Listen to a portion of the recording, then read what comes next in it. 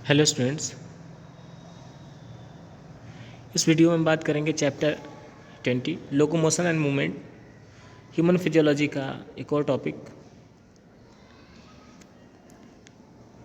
Human physiology जो है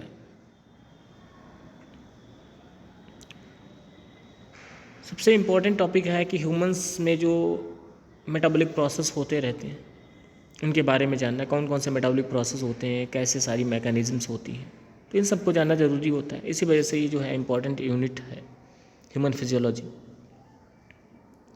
locomotion और मूवमेंट, पहले इससे इंट्रोड्यूस होते हैं। What is locomotion and movement, what is the difference between locomotion and movement. Locomotion है क्या, मूवमेंट है क्या। लोअर क्लास में आपने पढ़ा होगा लोकोमोशन किसे कहते हैं। ऑर्गेनिजम्स जो होते हैं, यानी जिन्हें हम लिविंग ऑर्गेनिजम्स बोलते हैं, इनका सबसे इंपॉर्टेंट लाइफ प्रोसेस है लोकोमोशन मूवमेंट का।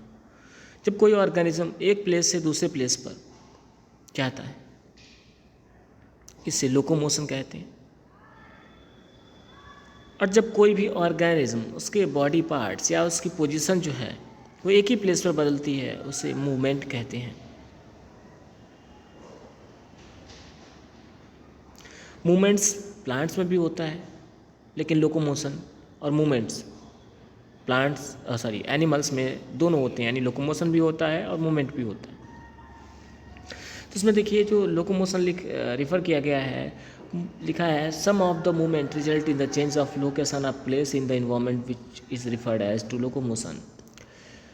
बॉडी में मूवमेंट्स की वजह से ही जो ऑर्गेनिजम्स होते हैं उनमें लोकोमोशन होता है। फॉर एग्जांपल ह्यूमन बींग्स की अगर बात करें, हम लोगों का जो स्केलेटल सिस्टम होता है, यानी बोन्स होती हैं, टेंडन और लिगामेंट्स होते हैं, मसल्स जो कि अटैच करती हैं बोन को या मसल्स को बोन से, इन सब में मूवमेंट होता है। इसकी वजह से बॉडी के पार्ट्स जो हैं मूव होते हैं, जिसकी वजह से जो ह्यूमन बीइंग है वो एक प्लेस से दूसरी प्लेस पर चल पाता है, जा पाता है। इससे बोलते हैं लोकोमोशन।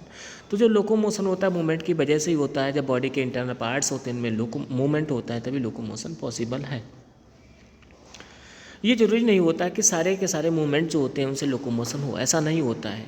हमारे बॉडी के बहुत सारे पार्ट्स होते हैं जिनमें मूवमेंट होने की वजह से लोकोमोशन नहीं होता है, लेकिन कुछ ऐसे पार्ट्स होते हैं जो जिनमें मूवमेंट होता है, वो लोकोमोशन में हेल्प करते हैं। Now the second heading is types of movements. Movements कितने टाइप्स के होते हैं? तो 3 main types of movements are amoeboid, ciliary and muscular. तो अमीबाइड का जो है, अमीबा में जो मूवमेंट होता है उसे अमीबाइड मूवमेंट कहते हैं। यूनिसेलर खासकर ऑर्गेनिजम्स होते हैं, जो प्रोटोजोन्स में जो मूवमेंट हो रहा है वो सिलेटरी या अमीबाइड होता है, अमीबा में अमीबाइड होता है।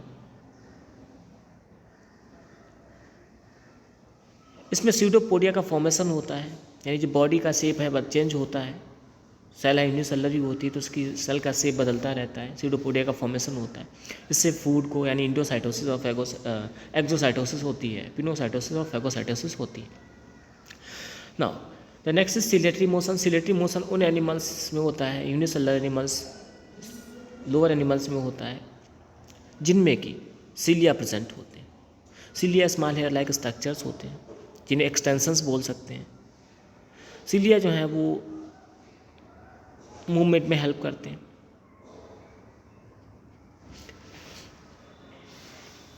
ह्यूमन बींग्स में भी बहुत सारे बॉडी के इंटरनल ऑर्गन्स होते हैं जिनमें सिलेटरी एपिथेलियल टिश्यू प्रेजेंट होता है, जैसा कि हम लोगों ने पहले टिश्यूज़ में बात की। तो सिलेटरी एपिथेलियल टिश्यूज़ होता है, उसमें सीलिया प्रेजेंट होते हैं, तो वो जो मूवमेंट होता है सीलिया की वजह से उसे सिलेटरी मूवमेंट कहते हैं। ऐसे ही ओविडक्ट्स में भी सिलेटरी एपिथेलियल टिश्यूज़ प्रेजेंट होते हैं, जिनमें सीलिया प्रेजेंट होते हैं, जो कि बीट करते रहते हैं। इसकी बीट की वजह से ही जो ओवम होता है या एग सेल, या जिसे ग्रेफिन फॉलिकल बोलते हैं, आगे मूव करती है ओवेरी से। Okay, and enlarge version of cilium called flagellum. Flagella भी, फ्लैजलम सिंगल को बोलेंगे, फ्लैजला मल्टी। बहुत सारे ऐसे बैक्टीरिया होते हैं जिनमें फ्लैजला प्रेजेंट होता है। ये भी हेयर लाइक स्ट्रक्चर होता है, लेकिन लॉन्ग होता है, सीलिया जैसा ही होता है। सीलिया स्मॉल होते हैं, फ्लैजला लॉन्ग होता है, जो कि मूवमेंट में हेल्प करता है। Next is muscular movement is the basic mechanism used in the majority of vertebrates including human beings. This mechanism rests on the use of muscle fibers which throughout the animal kingdom has one universal property. जो higher animals होते हैं जिनकी body organised होती है या organ system present होते हैं, उनमें मसल्स प्रेजेंट होती हैं, तो उनका जो मसल्स की वजह से जो मूवमेंट होता है इसे मस्कुलर मूवमेंट कहते हैं। Next is locomotion in humans.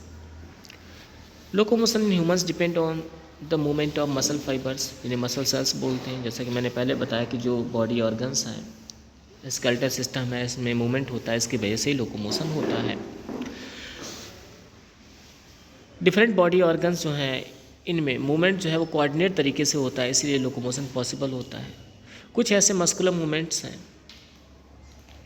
जो कंट्रैक्टाइल कैपेसिटी पर भी बेस्ड होते हैं मसल फाइबर्स की। Now characteristics of muscles. Muscles के कैरेक्टरिस्टिक्स क्या क्या हैं?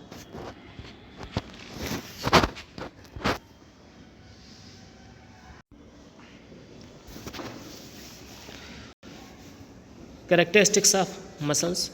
Muscles are specialized tissues of mesodermal origin and made up of contractile fibers, which in turn are formed myofibrils. जो मसल सेल्स होती हैं मायोफाइब्रिल्स की बनी होती हैं, ये मीसोडर्म से डेवलप होती हैं, जो कि कॉन्ट्रैक्टाइल प्रोटीन से बनी होती है, जिसे एक्टिन और मायोसिन कहते हैं। इनमें कॉन्टैक्सिटी होती है, एग्जिस्टिबिलिटी होती है, एक्सटेंसिबिलिटी होती है और इलास्टिसिटी भी होती है। इलास्टिसिटी मीन्स ये जो है इलोंगेट हो सकती हैं, इलास्टिक होती हैं due to presence of special protein and different small fibres called myofibrils, ये इनमें एक्टिविटी होती है। Now the type of muscles. Muscles कितने टाइप्स की हैं? Based on their location in human muscles are broadly classified into 3 categories. Skeletal muscles हैं, smooth muscles हैं और कार्डियक मसल्स हैं। स्केलेटल मसल्स, स्मूथ मसल्स और कार्डियक मसल्स, 3 मेन टाइप की muscles हैं। फर्स्ट इज स्केलेटल मसल्स, इन्हें voluntary muscles भी कहते हैं। स्केलेटल मसल्स जो हैं बोन से अटैच रहती हैं। मसल्स को जो बोन से अटैच करता है टेंडन, फाइबर लाइक स्ट्रक्चर होता है, या जो मसल्स होती हैं मसल्स को बोन से अटैच करती हैं, उन्हें टेंडन कहते हैं। यही मसल्स स्केलेटल सिस्टम में, यानी जो स्केलेटल सिस्टम होता है, बोन्स होती हैं, इनमें मूवमेंट लाते हैं, यानी जब मसल्स होती हैं वो कॉन्ट्रैक्ट होती हैं, रिलैक्स होती हैं, इसी वजह से जो बोन्स होती हैं उनमें मूवमेंट होता है, स्केलेटल सिस्टम जो होता है मूव करता है। इस तरीके के मूवमेंट को वॉलंटरी मूवमेंट भी कहते हैं। इन मसल्स को स्टेटेड मसल्स भी कहते हैं। Now the structure of skeletal muscles are striated muscles are voluntary muscles. Skeletal muscles जो हैं बोन से अटैच रहती हैं टेंडन से।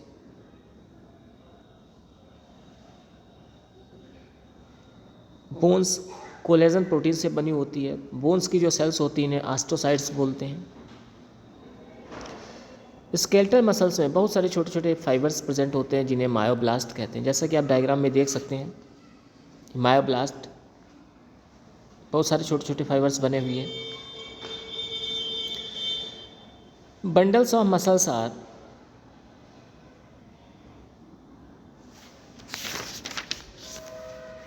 grouped of fascicles which are held together and enclosed by collagen fibers and by connective tissue। ये bundles जो होते हैं कोलेजन फाइबर्स और कनेक्टिव टिश्यू से कवर्ड रहते हैं। ओके, स्केलेटल मसल्स जो हैं इनकी प्लाज्मा मेम्ब्रेन, यानी इनकी जो आउटर मेम्ब्रेन होती है या प्लाज्मा मेम्ब्रेन होती है, इसे सार्कोलेमा कहते हैं। यानी आउटर जो मेम्ब्रेन होती है इसे सार्कोलेमा कहते हैं, और इसमें जो साइटोप्लाज्म प्रेजेंट होता है इसे सार्कोप्लाज्म कहते हैं। सार्कोप्लाज्म में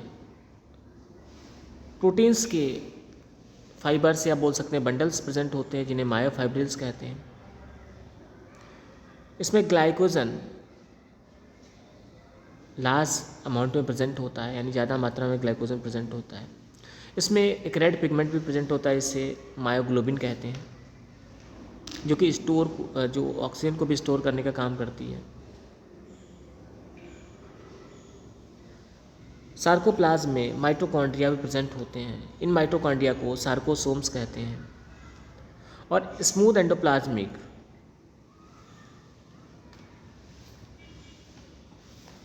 जो प्रेजेंट होता है इसे सार्कोप्लाज्मिक रेटिकुलम कहते हैं। यानी स्मूथ एंडोप्लाज्मिक को SER को सार्कोप्लाज्मिक रेटिकुलम कहते हैं, सार्को एंडोप्लाज्मिक रेटिकुलम भी कह सकते हैं।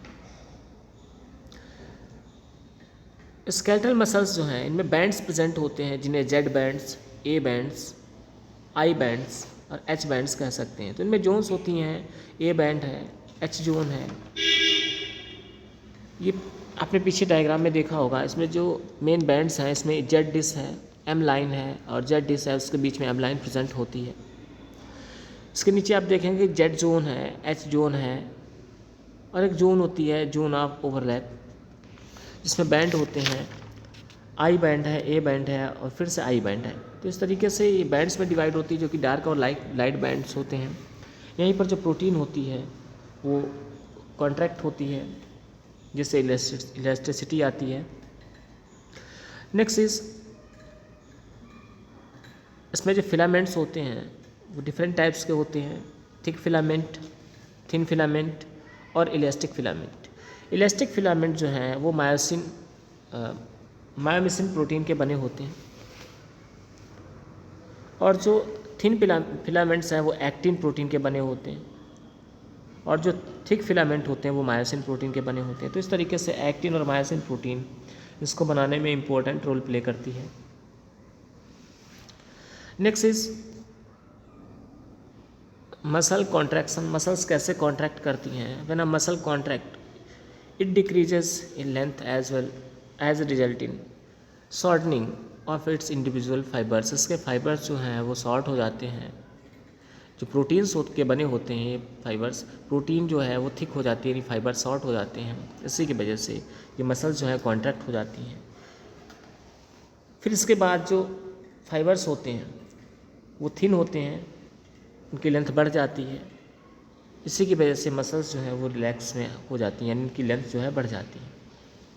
इसके लिए बहुत सारी थ्योरीज दी गई हैं कैसे मसल्स जो है उनमें कॉन्ट्रैक्शन होता है। तो इसके लिए कुछ इंपॉर्टेंट थ्योरीज हैं, जैसे स्लाइडिंग फिलामेंट थ्योरी जो कि हक्सले और हैंसन ने दी है। हक्सले और हैंसन ने 1954 में ये बताया कि आई बैंड शॉर्ट नहीं होते हैं। आई बैंड के ऊपर स्लाइड होने वाले जो बैंड्स होते हैं, ए बैंड, वो आई बैंड के ऊपर स्लाइड हो जाता है, इसलिए इसे स्लाइडिंग थ्योरी बोलते हैं।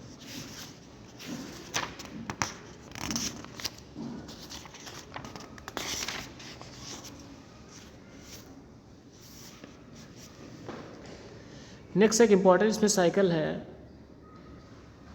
जो मसल्स होती हैं जो वर्क करती हैं, यानी जब इनमें कॉन्ट्रैक्शन रिलैक्शन होता है तभी बॉडी के जो ऑर्गन्स होते हैं या स्केलेटल सिस्टम होता है उसमें मूवमेंट होता है।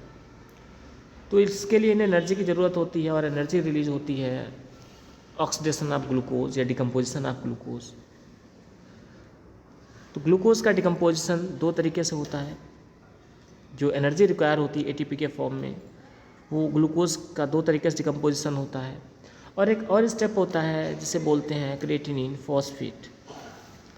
तो जब रेस्ट कंडीशन में एनर्जी जो आती है एरोबिक रेस्पिरेशन से, वो क्रिएटिनिन फॉस्फेट की सिंथेसिस होती है जिससे ATP जो है ADP से जनरेट होती है। दूसरा जो तरीका है, दूसरा मेथड होता है इससे एनर्जी रिलीज होती है ATP के फॉर्म में, वो है एनारोबिक रेस्पिरेशन। एनारोबिक रेस्पिरेशन में लैक्टिक एसिड का फॉर्मेशन होता है, जैसा कि हम लोग पहले पढ़ चुके हैं एनारोबिक रेस्पिरेशन। इसमें ग्लाइकोलाइसिस होती है due to absence of oxygen. जब ऑक्सीजन नहीं मिल पाती है उस समय लैक्टिक एसिड का फॉर्मेशन होता है, और ज़्यादा लैक्टिक एसिड का फॉर्मेशन होने की वजह से मसल्स जो हैं उनमें थकान महसूस होने लगती है, जिससे मसल फैटिग बोलते हैं। थोड़े समय बाद फिर से जो लैक्टिक एसिड है डिकम्पोज हो जाता है और मसल्स जो है फिर रिलैक्स में आ जाती है। Next is aerobic respiration. Aerobic respiration जो है ऑक्सीजन के प्रेजेंस में होता है। इसमें ग्लूकोज का मॉलिक्यूल फुली डिकम्पोज होता है और 38 ATP जनरेट होती है, जिसका यूज़ होता है मसल्स के कॉन्ट्रैक्शन और रिलैक्शन में। नेक्स्ट एक इम्पॉर्टेंट साइकिल है, इसे कोरेस साइकिल बोलते हैं। कोरेस साइकिल जो कि ब्लड में जो लैक्टिक एसिड बनता है, लैक्टिक एसिड का फॉर्मेशन होता है, उसके फॉर्मेशन के लिए एक्सप्लेन की गई है। तो इसके बारे में जो कोरेस साइकिल है, इसके बारे में नेक्स्ट वीडियो में डिस्कस करेंगे।